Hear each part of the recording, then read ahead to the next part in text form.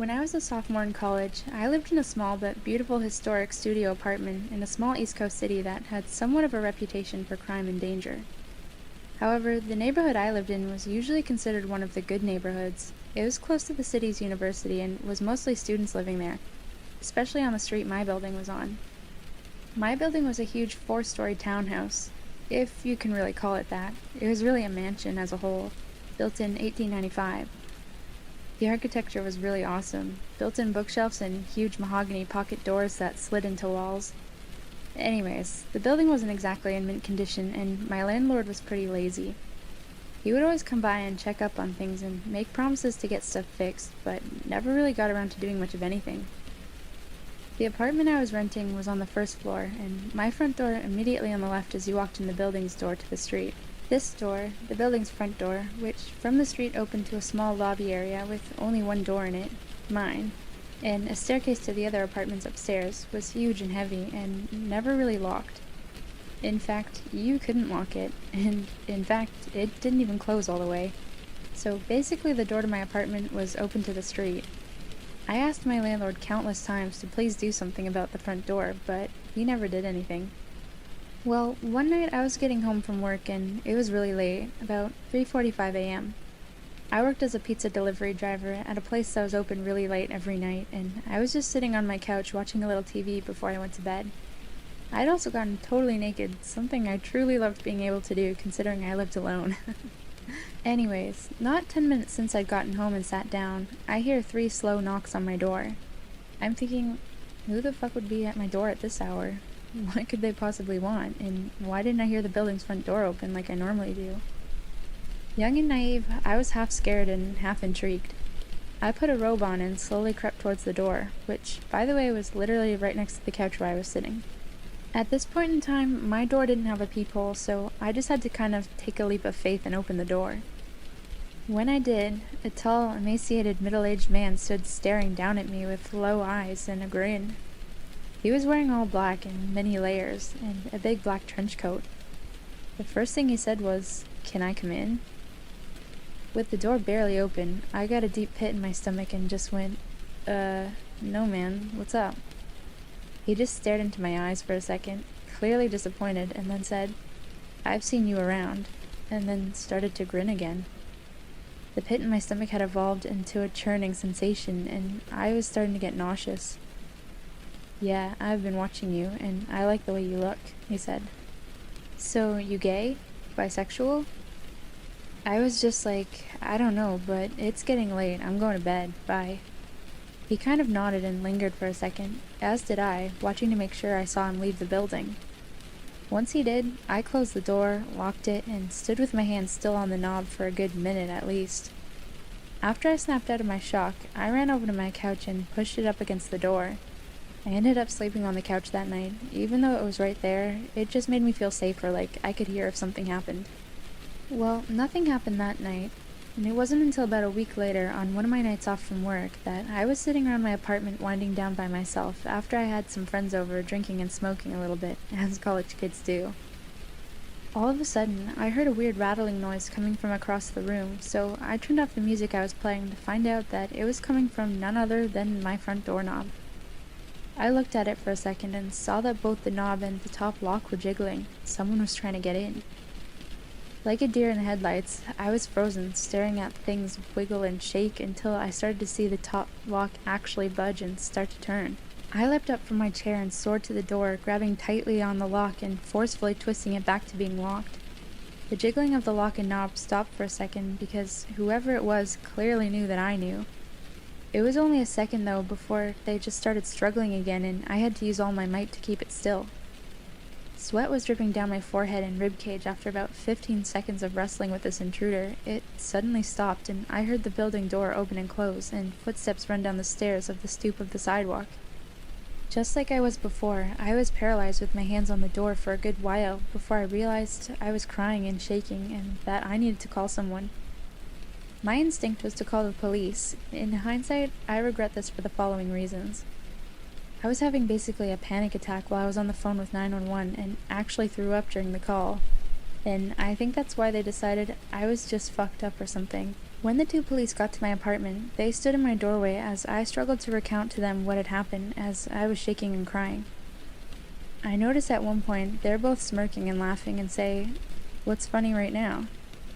One of them goes, "It reeks of marijuana." I was just like, okay, and basically argued with them after that. Long story short, they ended up confiscating a bunch of shit from my apartment and basically turning the whole situation into a little mini drug bust. Although they said they weren't going to charge me with anything, just take my shit. Nothing about this attempted break-in besides keep your door locked. I was devastated and felt so helpless. I hate to make this story so long, so I'll try to keep the last part short. Basically the same scenario happened one more time about 2 weeks from the last time. Only instead of calling the police, I called my dad, who raced down in an hour, 2-hour drive from his house to this place, with a crowbar up his sleeve. Unfortunately, by the time he got here, whoever it was had already left. They didn't struggle very hard this time. My dad ended up cussing out the landlord and demanding he get the door fixed and install a new lock and peephole on my door. He did make this happen within a reasonable amount of time, and I also got one of those bars you wedge between the doorknob and the floor, as well as an aluminum baseball bat to protect myself with. So I felt a lot better from then on. Needless to say, though, I ended my lease for that apartment a month early and never moved back to that street. I never found out for sure who was trying to pick my locks and if it was the guy who had come to my door the first time. But whoever it was, let's not meet.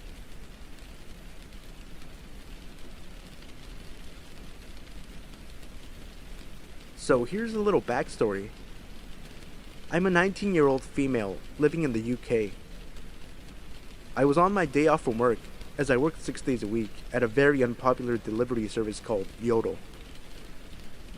My mom was out the night before, staying at my grandmother's house due to her being ill. I have 2 small dogs, both Chihuahua Cross Yorkshire Terriers, who don't really need all that much walking, but this Sunday morning I was feeling it. It was around 7:30 in the morning, which means it was still pretty dark out when I put their coats on and left the house. The local park is a 2-minute walk away from my house, which I had no problem getting to. So, cut to about 10 minutes into my walk. I'm halfway around the park when I notice that it's brighter than usual. I turn around to see a parked car in the parking lot, with its lights on full beam, directed straight at me. Now, at this point, I'm starting to feel uneasy as I'm about to start making my way back there, as that is the way that I had entered the park. Something in my gut told me that it was an incredibly bad idea, so instead, I decided to cut across to the adjoining field and make my way across from there, as there was a public pathway running parallel to both fields.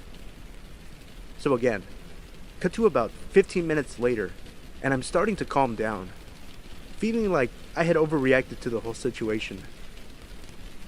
I get to the end of the public pathway. I've passed a few harmless people, and I'm feeling pretty stupid at that point. What I had forgotten was that the parking lot previously mentioned was just up the road, and the road I had come out at connected to it. As I was just about to turn off the public pathway back onto the main road, a car drives past that, at first, didn't look particularly memorable until the passenger seat in the car drove past with the biggest, cruelest, most evil grin on his face as they passed me. I stopped in my tracks, and they pulled up just down the road and waited. I started walking home double time, and the walk that would have taken me 20 minutes took me 10, and the entire walk home, this car followed me. Thankfully, I had to cut through little alleyways to get to the road leading to the park, and I managed to lose them by the time I got to my house. After I had caught my breath, I looked out my kitchen window carefully, without moving the blinds, to see 3 guys maybe in their mid-20s, stalking around the area, presumably looking for me and my dogs. So to you 3 creeps who have prompted me to change my dog walking routine like a freaking cop, let's not meet. Okay, bit of background. There was a time when I was 17 where I sort of lived in 2 houses. We were moving and my dad lived in the new house where he had a job, and my mom and my siblings and I lived in the old house where our friends in school were. The new house wasn't anywhere near the old one. It was about 6 or 7 hours drive. So, on a good long weekend, we could make the drive, and my dad would come up in our smart car whenever he could. One weekend, I was off on break and was going to spend a few days basically camping in the new house with my dad. I felt totally safe with him, and I was looking forward to the trip and even the time alone while he worked. The trip started out normally. We stopped at a rest stop about a quarter of the way there to pee, and we planned to stop at a halfway point for a gas station, tea, and another bathroom break. We were familiar with the gas station and had stopped there many times. It was a Royal Farms, if you have those near you. It's a chain place and relatively safe compared to some of the greasier places. We went in and I hit the bathroom while Dad made us both tea. I noticed a man looking awfully stoned standing near the men's room in the fire exit. He was wearing an entirely too tight leopard print shirt with a white jacket, and he had slimy white blonde hair. He looked maybe 45. I smiled politely and went to my dad where I felt safe. I'm socially anxious, but not cripplingly. My dad isn't huge, but he's kind of a prepper and knows self-defense better than I did at the time. I knew that if there was someone who wanted to hurt me, he'd be there. Checking out with our tea, the stone guy was right in front of us, and he turned around to talk with us. The first thing I noticed was that he seemed more aware now. Less stoned for sure, but still off somehow. But in a different way. He was laughing and talking with the cashier about the Cosmo magazine on the rack. He wasn't buying one, but he said, and I quote, "Nice, they sell these everywhere these days." He seemed to be trying to initiate us into conversation. The cashier was just trying to ignore how much he was looking at her boobs and cash him out. "So, how many months?" he asked us. At first, I was wondering if he thought I was pregnant. No, I'm a big girl, but my weight's on my hips and thighs, and I'm not shaped like a pregnant woman at all. "Pardon?" my dad asked the man, putting an arm around me. "How long have you two, He grinned, raising his eyebrows. My dad immediately dropped his arm, which was unfortunate because I felt safer with it there. The man, seeing some kind of opportunity, put his hand gently on my right hip. "Oh, no, this is my daughter," he said, a bit baffled and too unprepared for the situation. The man's hand slid a bit lower. Is she single?" he said to my dad, as though I were property he was buying. "No," my dad snapped. "She's not. Goodbye." The man left, and thank goodness, and the cashier rolled her eyes and told us he was a regular, and to be careful going out because he smoked by the entrance. My dad and I waited until we saw him enter his car before we left. I never feel safe in the smart car. It's tiny, and it always attracts a lot of attention because it's a bit of a novelty. There was some traffic as we continued, and it was getting dark, but I swear that man's red truck was always somehow behind us. I pointed it out to my dad, who said that he probably wouldn't follow us all the way to the house, seeing as we split off the highway soon, and the drive was still about 3.5 hours long. The truck followed us for 2 hours, but finally we stopped seeing him. We were on a more secluded road, a 2-lane one with hills and curves, but still well traveled. We stopped again at a rest point, and I was in the car watching the road when I saw the red truck drive past on the road. He had still been following us, only an hour from our house. Thank God he didn't notice we'd pulled off. He might have known where our new house was. Too close for comfort, leopard shirt man. Let's not meet.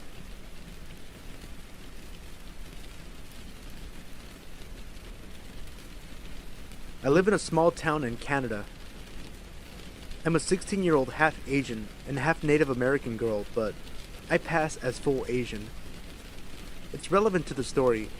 A lot of people here hate Asians and or have yellow fever. I'm about 5'4" and about 90 or 100 pounds, and I know well I'm weak and not threatening. A few months ago, I was downtown for about an hour after school, and I was heading home. The street I was on was busy. Lots of cars driving or parked on the sides of the street, and a lot of people on the sidewalks. One of the cars slowed down a little, and a woman yelled, "Hey," or something. And I looked over, but I couldn't really see them, so I ignored it and kept walking, thinking they were talking to someone else. Not long after I passed the driveway, I heard a sort of yell that sounded the same. I kept walking, but they pulled out of the driveway and followed me slowly. I tried to ignore it, but I came to an intersection where I had to wait, and they pulled up next to me. In the passenger seat was a woman who I think was in maybe her mid-30s. To be honest, she kind of looked like stereotypical white trash, but that may be too harsh. I could see a man maybe mid or late 40s in the driver's side. Again, the woman said, "Hey." I said hi because I didn't want to be rude, and she asked my name. I almost told her before realizing I probably shouldn't, so I said why, and she responded, "Because you're cute." I awkwardly thanked her, and I think she said you're welcome, but I was starting to cross the street already. I was a little freaked out because in the interaction she seemed kind of laughing like she was making fun of me or knew something I didn't. I saw the car again a couple of times, and they seemed to be circling blocks trying to keep up with me or know where I was. I was scared because soon I would reach my house and they would see me going in and know where I lived. I heard them come up behind me and the woman said something again. I tried to ignore her, but she kept going and said things like, "Turn around. Why won't you talk to me?" I didn't want to be rude, but I was very uncomfortable. When I wouldn't talk to her and started walking faster, she started yelling things more violent and saying they wanted to take me somewhere or tell me or show me something. She called me a squinty-eyed chink, said I should go back to my own country if I don't even speak English. I was starting to tear up because I was confused and I was alone, and they were both much bigger than me. I walked straight past my house and went on for 6 or 7 blocks to my stepmom's friend's house. They seemed to follow me until 2 streets before the house, sometimes still saying things, but I couldn't hear or I don't remember. I don't know why they gave up there. My stepmom's friend luckily was home and let me in and called the police, but they never found the people, probably because I never saw the license plates. I've been followed before, but nothing like this happens to me often, so to the laughing woman, I really hope we don't meet again.